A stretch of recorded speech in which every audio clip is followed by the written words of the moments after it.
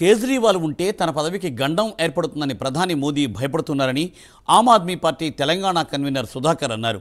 అందుకే మద్యం పాలసీ కేసులో కేజ్రీవాల్తో పాటు సుమారు 150 మంది ఆప్ నాయకులపై కేసులు పెట్టి జైలు పాలు చేశారని ఆరోపించారు. ఢిల్లీలో కేజ్రీవాల్ మంచి విద్య, వైద్యం, తాగునీరు, ఉచిత కరెంటు ఇస్తున్నారని తెలిపారు. ఇటువంటి కనీస అవసరాలు బీజేపీ పాలిత రాష్ట్రాల్లో ఎందుకు అమలు చేయడం లేదని సుధాకర్ ప్రశ్నించారు.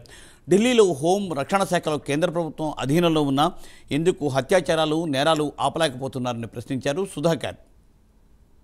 కేజ్రీవాల్ గారికి అనుకుంటే కనుక రేపొద్దున తన పదవికి గండం ఏర్పడుతుందని ఆయన ఏదో పద్ధతులు చేయాలని చెప్పి లిక్కర్ స్కామ్లు ఇరికించడం జరిగింది.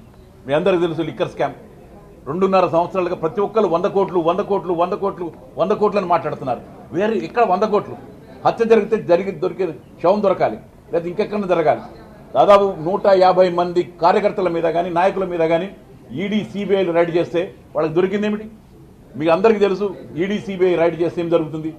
నోట్ల కట్టలు దొరుకుతాయి, ప్రాపర్టీస్ దొరుకుతాయి, మిగతా వివరాలు దొరుకుతాయి. ఇక్కడ ఏం దొరికింది? ఇంతకి 1 లక్ష రూపాయలన్నా ఇక్కడ ఇవ్వండి. ఎవరు వద్దన్నారు? మీరున్న రాష్ట్రాల్లో మిగతా ఫెసిలిటీస్ ఇవ్వండి. ఎవరు ఆపలేదు మిమ్మల్ని. We are very powerful. ఇక్కడ కూడా ఈ ఢిల్లీలో కూడా ల్యాండ్ వాళ్ళ చేతిలో ఉంది. ఎన్ని కాలేజీలు కట్టచ్చు, ఎన్ని స్కూళ్ళు కట్టచ్చు. ఇక్కడ రక్షణ శాఖ అంతా వాళ్ళ చేతుల్లో, పోలీస్ డిపార్ట్మెంట్ అంతా. మరి రోజు రోజుకి అత్యాచారాలు ఎందుకు పెరుగుతున్నాయి? దొంగతనాలు ఎందుకు పెరుగుతున్నాయి? దాడులు ఎందుకు పెరుగుతున్నాయి? ఎందుకు ఆపలేకపోతున్నారు?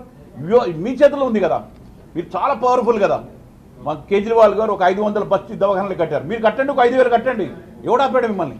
మంచి యూనివర్సిటీలు పెట్టండి. ఎవడొద్దన్నాడు మిమ్మల్ని? మంచి ఫెసిలిటీ ఇవ్వండి. మేము రాము కదా. అందుకనే కేజ్రీవాల్ గారు ఒక మాట చెప్పారు. ఈ దేశంలో మీ దగ్గర 22 రాష్ట్రాల్లో మీ ప్రభుత్వం ఉంది, అక్కడ మీరు ఫ్రీ కరెంట్ ఇవ్వండి, నేను వచ్చి పని చేస్తానని చెప్పాడు. He is not for politics. మేము మళ్ళీ ఒకసారి చెప్తున్నాం, మేము అధికారం కోసం కాదు. మీరు ప్రజల కోసం చేయండి, ఆమ్ ఆద్మీ పార్టీ రాదు. మీరు ఇంప్లిమెంట్ చేయండి, ఆమ్ ఆద్మీ పార్టీ రాదు.